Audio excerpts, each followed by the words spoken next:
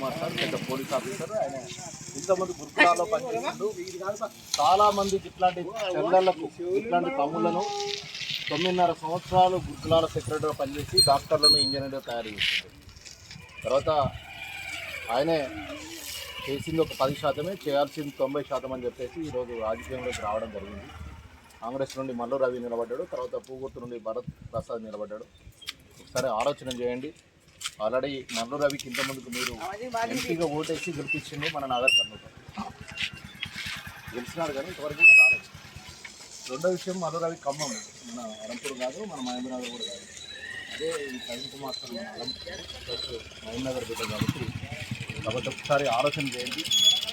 Praveen sir అంటే వ్యక్తి కనుక రేపు పార్లమెంట్లో కనుకుంటే ఖచ్చితంగా మన కోసం కొట్లాడి ఇట్లాంటి బిడ్డల కోసం నవోదయ స్కూళ్ళు, ఇట్లాంటి బిడ్డల కోసం కేంద్రీయ విశ్వవిద్యాలయం, ఇట్లాంటి బిడ్డల కోసం సైనిక్ స్కూల్ తీసుకొస్తాడు. ఆలోచన చేసి ఒకసారి doctor RS Praveen Kumar sir car గుర్తుకు ఒకసారి అవకాశం ఇవ్వండి. ఎందుకంటే ఒక మేధావి మన దగ్గరకు వచ్చిండు. ఇన్నిసార్లు మీరు ఓటేసిండు, 50 సంవత్సరాలు కాంగ్రెస్ కేసులు, 10 సంవత్సరాలు టీడీపీ కేసిండు, 10 సంవత్సరాలు బీఆర్ఎస్ కూడా వేసిండు. ఈసారి కాంగ్రెస్కి అవకాశం ఇచ్చిండు. కానీ మొన్న 3 నెలలకు ఇప్పటికి చాలా డిఫరెంట్. మీరు ఒకసారి ఆలోచన చేయండి.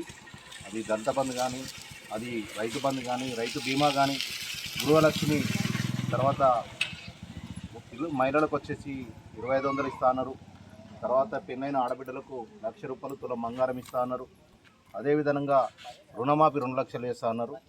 అదేవిధంగా రెండోది వచ్చేసి ఈరోజు ఇంతవరకు వాటర్ కూడా సరిగ్గా రావట్లేదు, మిషన్ భగీరథ, కరెంటు కూడా లేని పరిస్థితి. దయచేసి ఆలోచన చేసి ఈసారి ఖచ్చితంగా మన అలంపూర్ బిడ్డ ఈరోజు doctor RS Praveen Kumar sir ఒకసారి కారు గుర్తుకు ఓటేసి సార్ను పార్లమెంటు పంపించవలసిందిగా మిమ్మల్ని అందరికీ పేరు పేరున నమస్కరిస్తూ ఉన్నాం.